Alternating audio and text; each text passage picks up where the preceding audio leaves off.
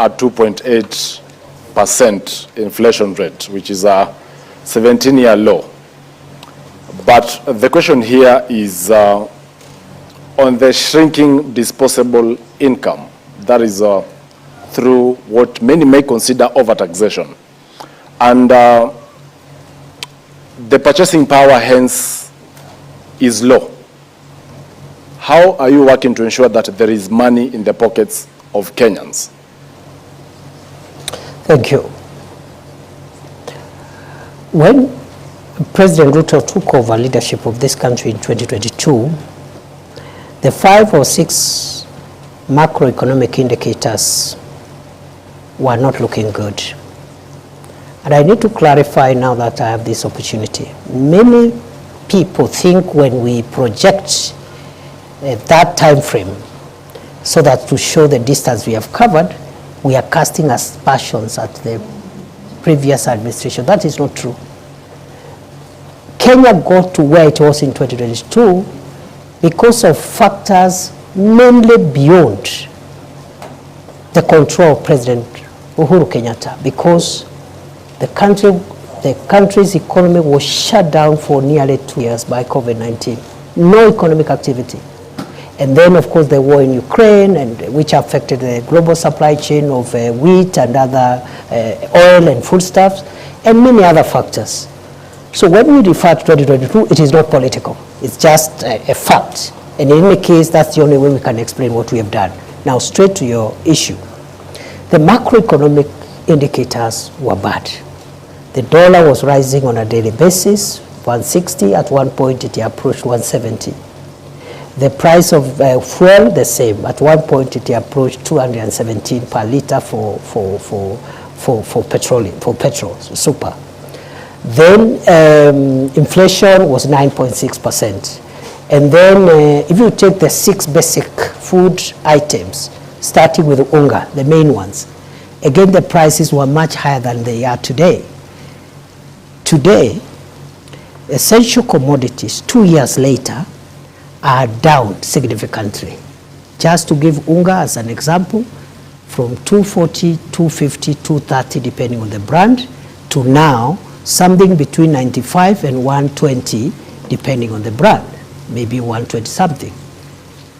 Number 2, the foreign exchange stability has been realized for more than a year now, from the high of 160 plus to now 127, 129 for some time. The same applies to the price of fuel, which is decreasing every day, every month, including last month when it went down by 4 shillings. Inflation again from 9.6 to 2.8%, the lowest in 17 months. Now, in 17 years. Now, that has not happened by magic or by chance. It has happened because of policy interventions, subsidizing production as opposed to consumption, the fertilizer subsidy, and so many other interventions in various sectors that has managed the macroeconomic situation. It has taken 2 years. But flashback to 2002 when President Kibaki took over, when we had similar situations at the exit of President Moi. It took President Kibaki 6 years to bring back macroeconomic stability. President Ruto has taken 2 years, by the grace of God. So the 2 years look a bit long, but in the context of what has happened in the past, I think this is a bit of a very good trial. What remains now is what you're asking me. The macroeconomic stability, for it to be felt by citizens, must be followed by microeconomic stability, which is improving household incomes, creating jobs, and so many other things that we are doing in the space of SMEs, in the space of the various sectors, including manufacturing and tourism. So, to answer your question, the macroeconomic transformation and the microeconomic transformation cannot be taken simultaneously. One must precede the other. Going forward, therefore, The remaining 3 years is the interventions. We're going to have interventions that will respond to the issues you say. Already those interventions have been operationalized. They are on course, creating jobs through the 3 major prongs: creating jobs at home, creating jobs online, creating jobs even overseas, and then also other interventions that will enable disposable incomes in the pockets of individual citizens. But going how would forward, that really it can only be achieved when the whole problem begins with our budgeting? For instance, despite the challenges faced in the fiscal year 2024-2025, your projections in the next fiscal year for 2025-2026, you're looking at having a budget of 4.25 trillion Kenya shillings, with the revenue, ordinary revenue, actually crossing the 3 trillion mark.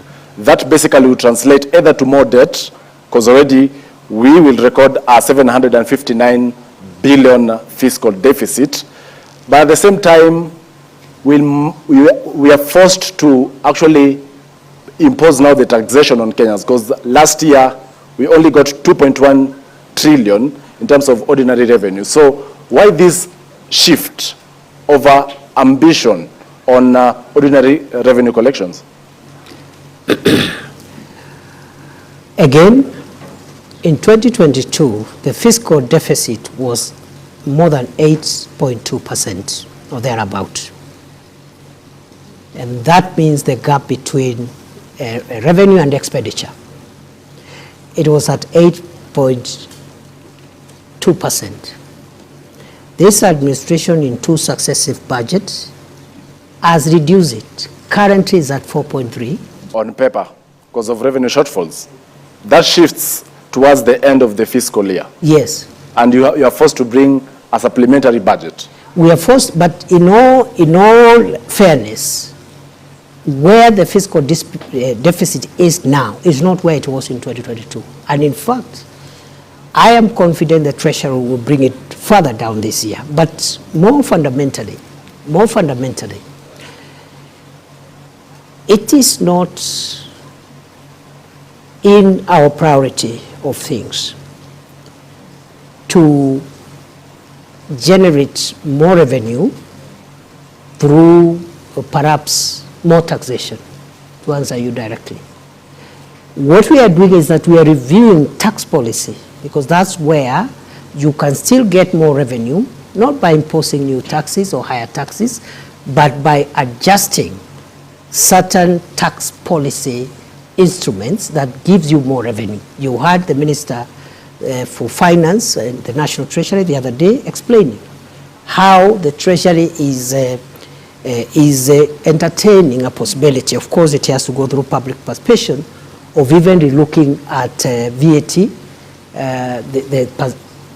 what the VAT should be like, maybe try to bring it down, and other taxes as one of the 5 pillars this administration is putting in place to ensure that tax is a bit more accommodating, more people are bearing the burden of tax without necessarily compromising revenue. Number 2, Kenya's debt right now is in a better place than it was in 2022. 11.3 trillion is better? It is better in the sense that, debt is calculated in 2 ways. First, as an absolute figure, which is what you're citing, but also as a percentage to GDP. And in other words, many countries... At what percentage is it? Already at distress, 68%. You call it distress, it's not. If it was, the IMF would have said so, and I'm sure the IMF has not said so. Yeah, Your Excellency. They are just warned us that we need to make sure that it doesn't enter into the red zone. But 55% plus or minus 5 is what is allowed by our law. The point is, it's not even about percentage also alone. Many countries, including developed countries, are highly indebted. The US, for example, the US debt is about almost 120% of GDP. Japan is 2 250% of GDP. 248, 250.